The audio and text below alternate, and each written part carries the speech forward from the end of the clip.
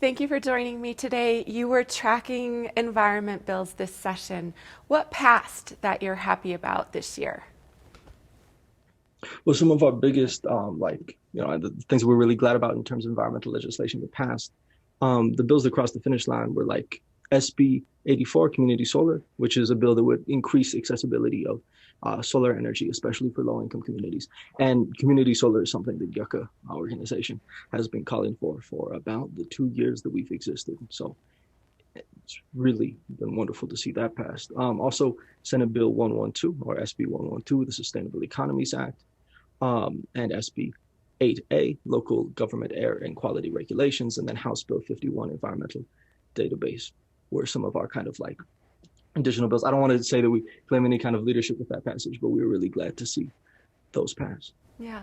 What about bills that did not pass this year that you're disappointed about, and why do you think some of those didn't make it through the session this year? We saw a lot of important legislation go unscheduled or killed in committees. And we basically saw that oil and gas utility lobby had interests prioritized over the needs of New Mexicans.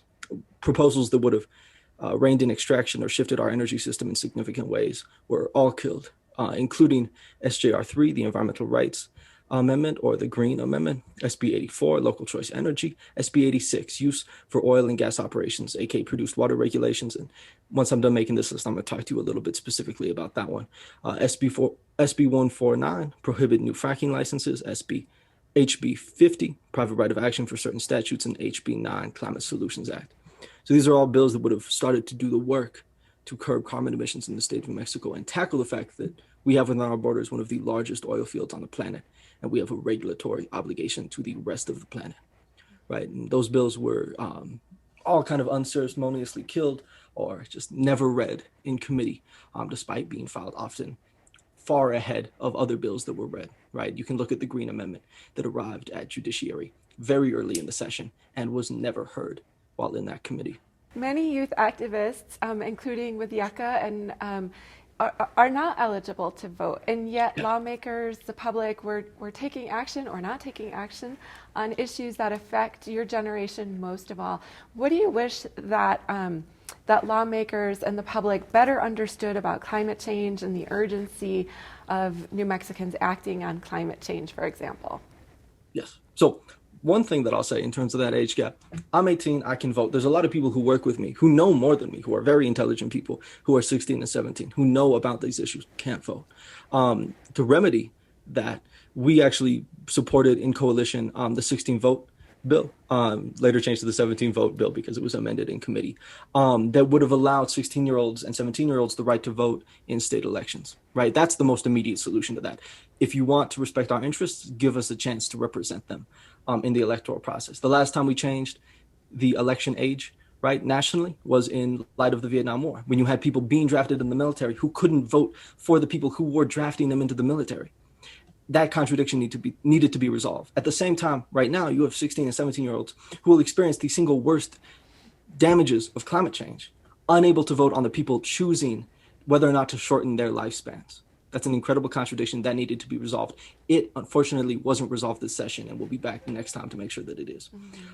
Aside from that, aside from just the very simple solution of let us vote, what people I think need to understand, for young people, the scale of the crisis is very large. And I think there were definitely elders in our communities, other folks in our communities who understand it. But even when I talk to people younger than myself, it's even larger for them, right? I'm scared that I may never be able to live past 50, right? There's people 10 years younger than me scared that they're never going to be able to live past 40. The fear becomes deeper and deeper as you get younger because your lifespan gets shorter and shorter. And I think part of what we have to understand is that climate change is not something that can be dealt with soon. It is something that has to be dealt with now, right? We are not looking for, we do not need to be, we talk about goals in the future, right? We talk about carbon neutrality by 2050. We talk about these ideas. And there were bills even in the session that sought to do that. And those are good, valuable things. But I also think that because we talk about these things in big timelines, it becomes easy to comprehend climate change as something that is going to happen and something that will cost. That's not true. It is happening. It has already cost human lives. And action needs to be taken by the time I finish saying this sentence. Right. I know that it's early to be talking about next session, but what do you hope lawmakers start working on right now ahead of next year's session?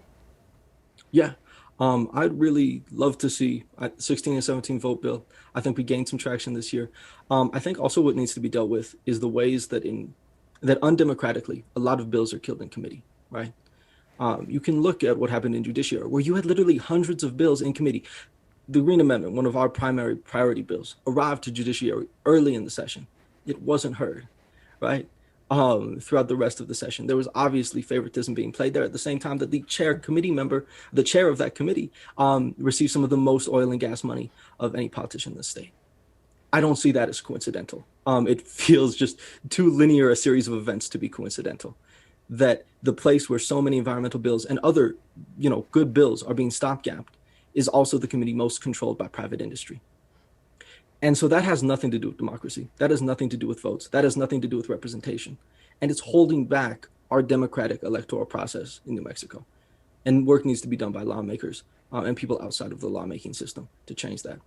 On another level, I think what needed to happen this session and what needs even more to happen next session is strong regulation of the oil and gas industry. We need to make sure that radioactive waste fluid isn't being considered water in the state of New Mexico. We need to make sure that regulations are put in place that will reduce the amount of carbon emissions out of the Permian Basin in the next 10 to 15 years. That needs to happen now if the human species is going to continue.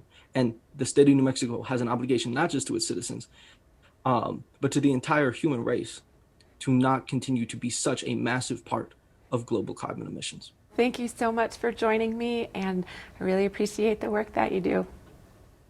I'm really glad I could join you too. Thank you for having me. And thank you for letting me talk a little bit about this work.